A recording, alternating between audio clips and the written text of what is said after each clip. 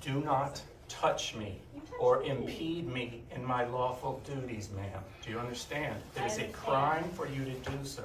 Why? Do you have a warrant Senor, for his arrest? Do you have a warrant for his arrest? Yes. Where? Hey, Warrant. grab Show us him. the warrant for his arrest. Signed by a Get judge. off me, or I am calling the U.S. Attorney and prosecuting you Okay. for assault on a federal officer. Show us the warrant Back for his up. arrest. Show us a warrant signed by a judge. Turn him around. You don't have a warrant. Sir. Show us a warrant for his arrest. We are. I got.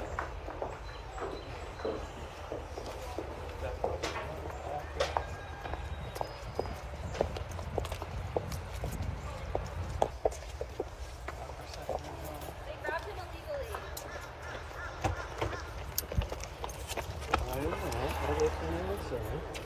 It's this one. Please step back, ma'am. You cannot You didn't show a interfere. warrant. I'm not. for an I'm arrest. giving Step him. back. I'm simply giving him a piece of Please paper that he step dropped. back.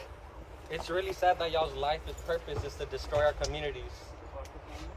More than 50,000 Los Angeles County workers are on strike, citing bad faith negotiating from the county to get a new contract, causing disruptions to public services. Roughly 55,000 LA County workers with the Service Employees International Union, Local 721, walked off the job Monday night to take part in the LA County unfair labor practice strike. Workers from all departments, including healthcare workers, social workers, parks and recreation staff, clerical workers, custodians, and more, hit the picket line, citing an end to the county's law-breaking and disrespect. The union says its workers are demanding county leaders bargain with them on a new contract in good faith.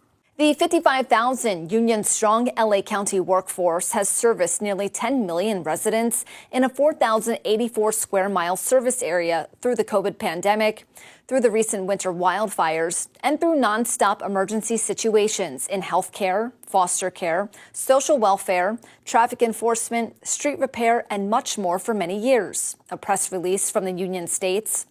The union claims county leaders did not present workers with a strong contract, surveilled and retaliated against union members engaged in union activity, restricted union organizers' access to work sites, and contracted out union-represented positions. The union says the county did not offer workers a proposal with an increase in cost of living, but that the county's Board of Supervisors, quote, somehow found a spare $205 million recently to buy a skyscraper in downtown LA that will serve as new office space for themselves and LA County management. These are the very same people telling the workforce and taxpayers that there's no money for more services or frontline staff. Meanwhile, Supervisor Catherine Barger, who's the chair of the Los Angeles County Board of Supervisors, told local NBC Los Angeles that the county cannot afford cost of living increases to workers as the county is dealing with a massive deficit. Earlier this month, Straight Arrow News reported on Los Angeles County leaders agreeing to a $4 billion settlement for child sex abuse victims who had claimed that they were abused in the county's juvenile and foster care systems. The county also accrued nearly $1 billion in costs associated with January's deadly Eaton and Palisades wildfires. Los Angeles County leaders released their proposed budget for the next year, explaining that the county is facing unprecedented challenges. The proposal includes county departments making 3% cuts to their budgets and eliminating more than 300 vacant positions. County leaders also say they're concerned they could lose COVID-19 pandemic funding, which was supposed to flow into 2026. However, the Trump administration rescinded the funding. That move is being challenged in court. According to a county news release, the budget cuts do not include layoffs for now. The workers' strike is expected to last 48 hours and end Wednesday evening. Most parts of India are expected to see higher than usual temperatures in the month of May. The India Meteorological Department has warned that northwestern, central and some eastern areas are likely to face more heatwave days than normal. The Met Office states 7 states in northeastern India, Rajasthan, Haryana, Punjab, Madhya Pradesh, Uttar Pradesh, Bihar, Jharkhand and Telangana and northern Karnataka in the south will be affected. Now, some parts of Gujarat, Odisha, Chhattisgarh and Maharashtra will face a higher number of heatwave days. According to the IMD, while northern India is likely to receive above average rainfall, Other parts, especially the northwest, central and northeast, may experience drier than usual conditions. The IMD chief has said that most parts may face 2 to 7 heat wave days during the month. This is 1 to 4 days higher than normal. However, frequent and intense thunderstorms and above normal rainfall in May are likely to prevent temperatures from rising to the levels seen in May 2024. Notably, there was a sharp increase in heatwave activity during April. Western India was hit hardest, with Rajasthan and Gujarat experiencing between 6 to 11 heatwave days, which is significantly higher than the average 2 to 3.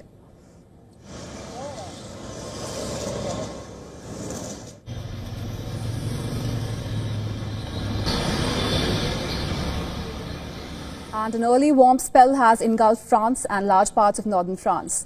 Temperatures are reaching an unusual high of 25 degrees Celsius and are expected to rise to 30 degrees Celsius in some places during the weekend.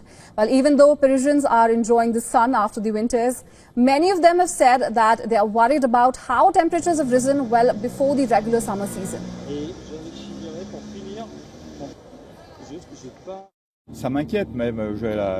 It even worries me.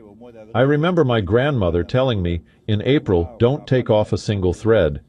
Now, we're not far from 30 degrees Celsius. That's relatively abnormal, which suggests that global warming is indeed a reality, and all climate skeptics would do better to ask themselves what's causing this global warming, because indeed it's still only April.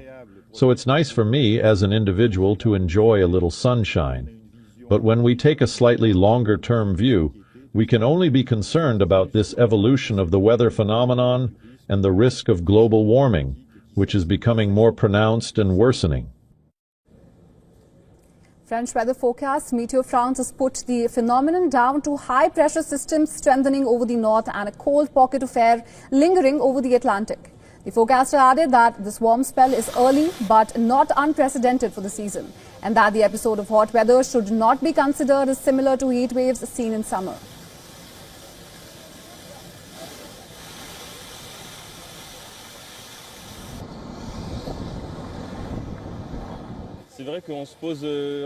It's true that we immediately ask ourselves the question of global warming, whether it's normal to have such high temperatures during this period. I'm not a climate expert, as long as we have this weather this summer too, because for last summer we had good weather at the beginning. In April, we had very good weather, but the summer didn't follow. There was a lot of rain, so let's hope it stays like this for June, July and August. And New Zealand has shut schools, closed several roads and grounded flights as the country faces extremely strong winds. Capital Wellington is facing the strongest winds in more than a decade. A red wind warning, the highest possible, is in place. Now, this is the first time Wellington has had a red warning since the system was put in place in 2019. Take a look.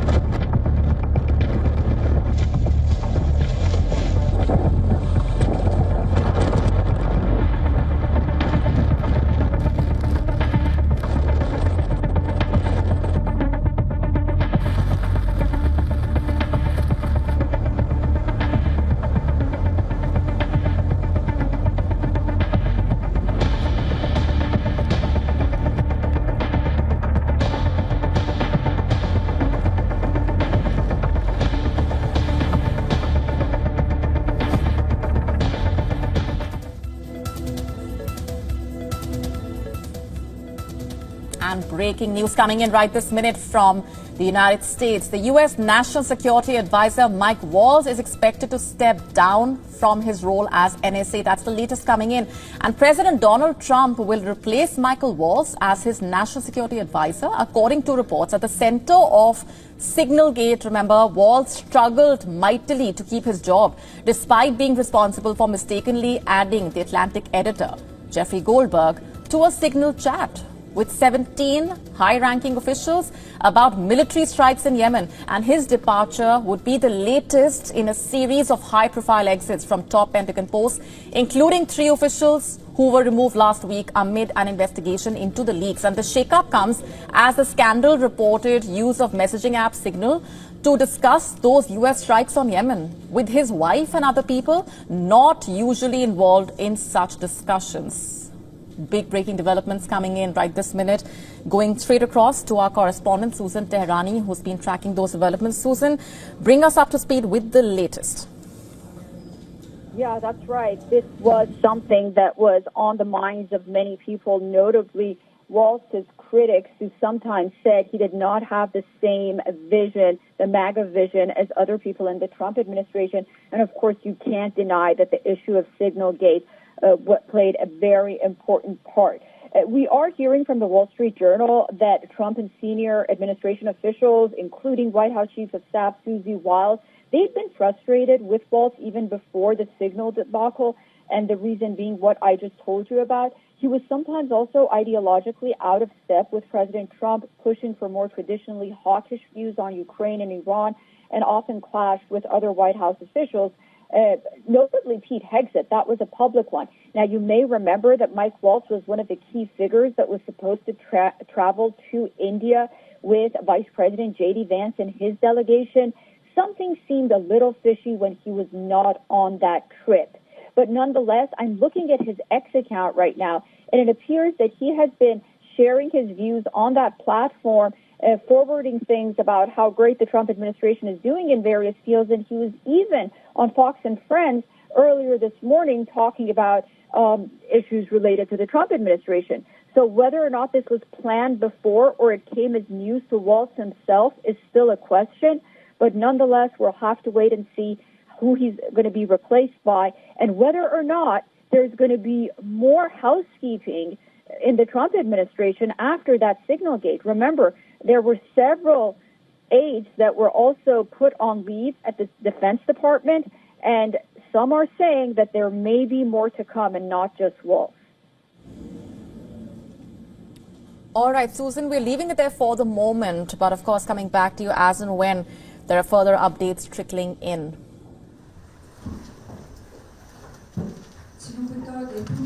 저는 이제 대통령 권한대행 국무총리의 직을 내려놓습니다. 엄중한 시기 제가 짊어진 책임의 무게를 생각할 때 이러한 결정이 과연 옳고 또 불가피한 것인가 오랫동안 고뇌하고 숙고한 끝에 이 길밖에 길이 없다면 그렇다면 가야 한다고 결정하였습니다. 국민 여러분, 저는 그동안 무엇이 제 책임을 완수하는 길인가 고민해 왔습니다. 밤잠을 이루지 못하는 나날이 길었습니다. 제 앞에는 두 갈래 길이 놓여 있습니다. 하나는 당장 제가 맡고 있는 중책을 완수하는 길, 다른 하나는 그 중책을 내려놓고 더 큰 책임을 지는 길입니다. 저는 우리가 직면한 위기를 극복하기 위해 제가 할 수 있는 일, 제가 해야 하는 일을 하고자 저의 직을 내려놓기로 최종 결정하였습니다.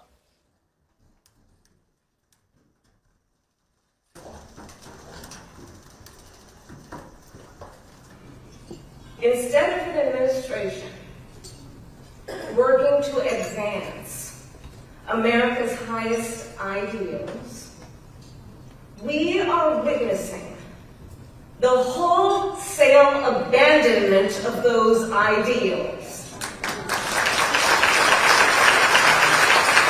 We all know President Trump and his administration and their allies are counting on the notion that fear can be contagious. But what they're overlooking, what they have overlooked, is that fear is not the only thing that's contagious. Courage is contagious.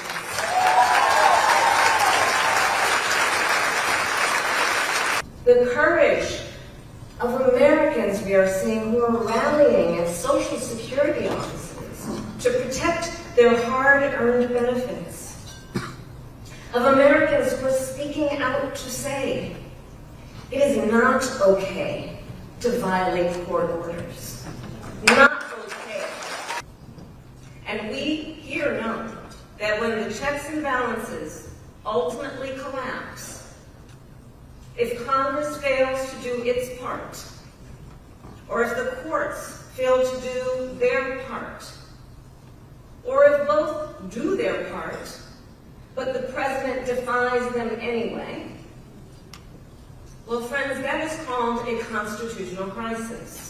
Because it would mean that the rules that protect our fundamental rights and freedoms, that ensure each of us has a say about how our government works, will no longer matter. So look, some people are describing what's been happening in recent months as absolute chaos. And of course, I understand why. And it's certainly true of those tariffs.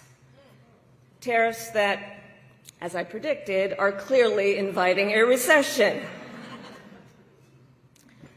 But friends, please let us not be duped into thinking everything is chaos. I know it may feel that way, but understand what we are in fact witnessing is a high-velocity event where a vessel is being used for the swift implementation of an agenda that has been decades in the making. I am not here tonight to offer all the answers, but I am here to say this. You are not alone, and we are all in this together. And straight talk, things are probably going to get worse before they get better. But we are ready for it. We are not going to scatter. We are going to stand together.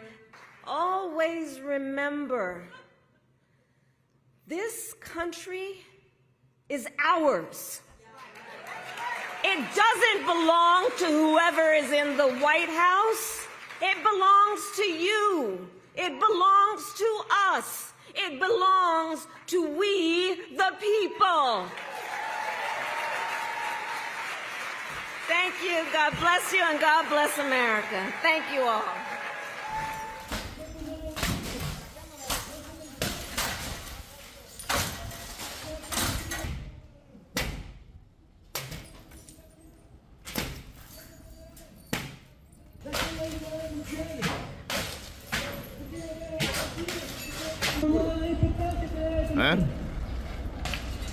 Más se le dice a los presidentes en contra de las injusticias que se cometían.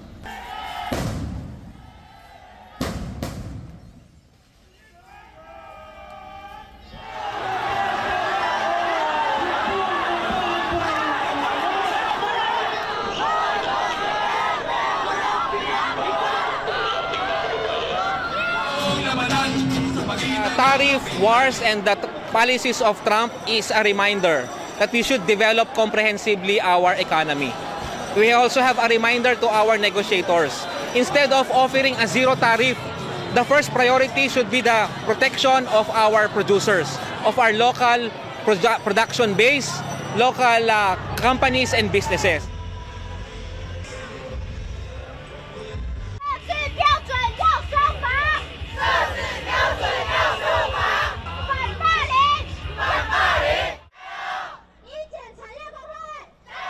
这个关税对各种产业冲击，就是我们台湾我们的业者，它的竞争力下降。竞争力下降，第一，他会选择出走；第二，他会选择减低人事成本，因为其他的成本可能都降低不了。那首当其冲，我们的劳工一定就会第一线受害。所以我们希望政府能够拿出一些补助方案，让劳工的工作能够确实受到保障。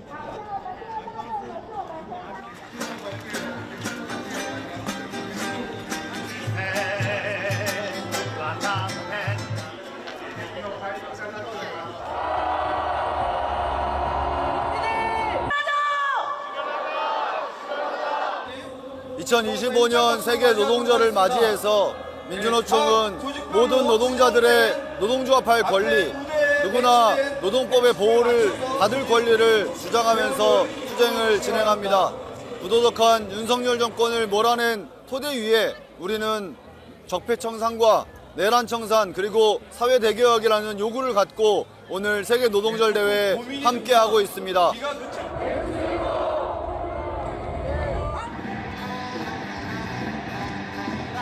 Outsourcing yang masuk itu biasa kontrak 6 bulan, paling lama setahun juga jarang itu. Habis itu di off, dibuang, nggak dibuang, mungkin kayaknya lupakan aja gitu lah jadinya. Iya, merugikan sekali itu, Pak.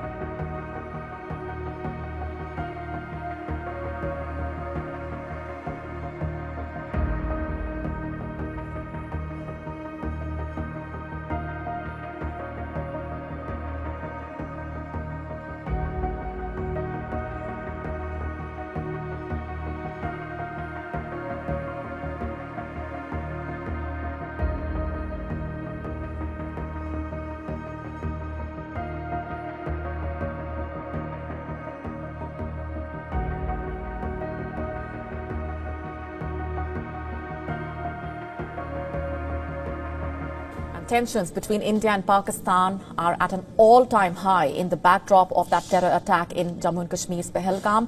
Since both the countries are nuclear powers, any further escalation raises concern of a conflict that has a possibility of getting out of control.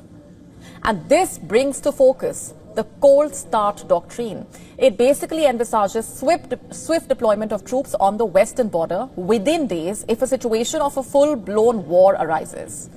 This doctrine basically aims to allow Indian forces to conduct strikes limited in scope so as to not give any reason to Pakistan to launch a full-scale retaliation.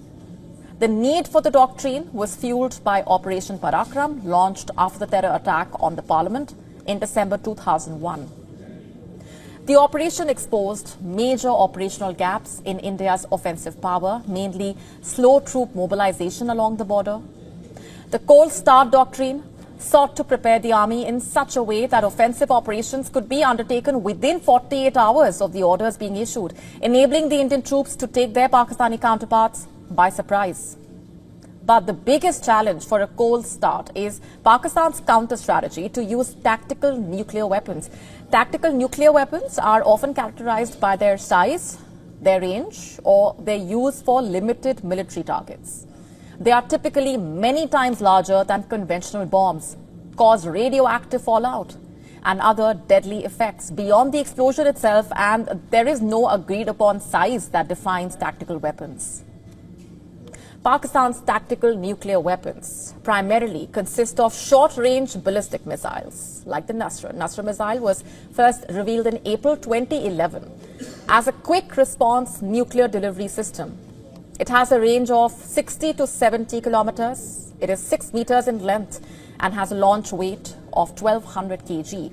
With the capability to carry a warhead of 400 kg, it employs a single-stage solid propellant.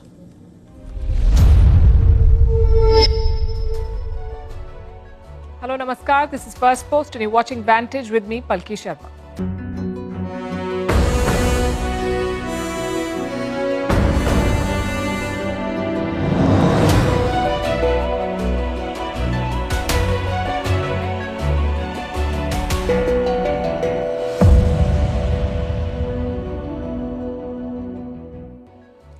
In a hysterical presser at 2 a.m., Pakistan claimed that India would retaliate in 24 to 36 hours. The clocks run out, and the truth is finally catching up.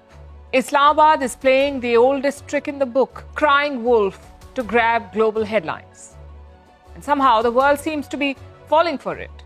US Secretary of State Marco Rubio spoke to both India and Pakistan, and what did he have to say? We'll tell you about that. Meanwhile, in Islamabad, the mask is off, the military is done pretending, they're openly calling the shots by appointing the sitting ISI chief as the National Security Advisor. How is Pakistan protecting their biggest asset, the 2611 mastermind Hafiz Saeed? And why are tensions heating up at two borders? In other news, the first edition of the World Audio, Visual and Entertainment Summit, or WAVES Summit, took place in Mumbai today. How will it boost India's media and entertainment industry? The US and Ukraine have signed the long-awaited minerals deal. The US is reaching out to China for a trade deal. And what is the new wine fraud that is taking over the French capital? All this and more lined up. The headlines first. Iran condemns the US decision to slap new sanctions on the Islamic Republic, calls it economic terrorism. Washington has imposed sanctions on 7 companies involved in selling Iranian oil. This comes just days before another round of nuclear talks between the two countries. Bangladesh begins 3 days of mass political rallies. Rival groups will be staging demonstrations in the capital Dhaka to drum up support before the much-anticipated election. Polls could be held as early as December or at the latest by mid-2026. Former Prime Minister Khaleda Zia's Bangladesh Nationalist Party is tipped to win this election. North Korea and Russia begin building their first road bridge. The deal was sealed during Russian President Putin's visit to North Korea in 2024. The bridge will connect Russia's Far East to North Korea's northeastern region. Since the Ukraine war began, Pyongyang has deepened its military and political ties with Moscow. Paramilitary shelling hits the Sudan's presidential palace in Khartoum. It is the second such attack on the capital in a week. On Saturday, the Rapid Support Forces, or RSF, targeted the Army's General Command headquarters. The paramilitary RSF has been at war with the Sudanese army for more than 2 years. And Japanese police arrest a man for plowing his car into primary school children. This incident took place in the western city of Osaka. 7 children have been injured. The suspect faces attempted murder charge.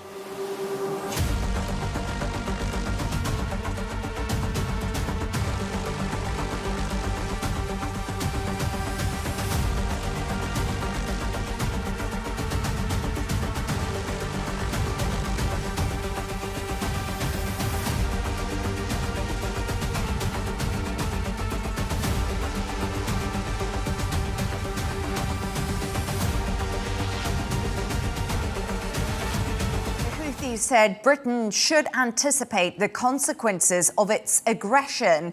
How concerning is this threat, and what actions could the Houthis take? Yes, I mean, I think what's interesting across the Arab world, whenever there are threats like this, certainly their first reaction is threatening rhetoric. The harsh reality is the Houthis do not have the military capability to present a threat to Western assets in the region. What they are being used, the Houthis quite overtly are being used by Iran as a proxy force. And all of this, unfortunately, is all linked to the conflict in between Israel and Hamas in Gaza. The Houthis came out in support of Hamas. It's no coincidence that at the moment, the ceasefire between Israel and Hamas has broken down. The Hamas are now beleaguered. They're under attack again. And the Israelis have actually cut off all aid into Gaza as well. So I suspect what's happening behind the scenes is Iran is fueling the fire, trying to get the Houthis to react. And this time, rather than waiting for them to attack shipping,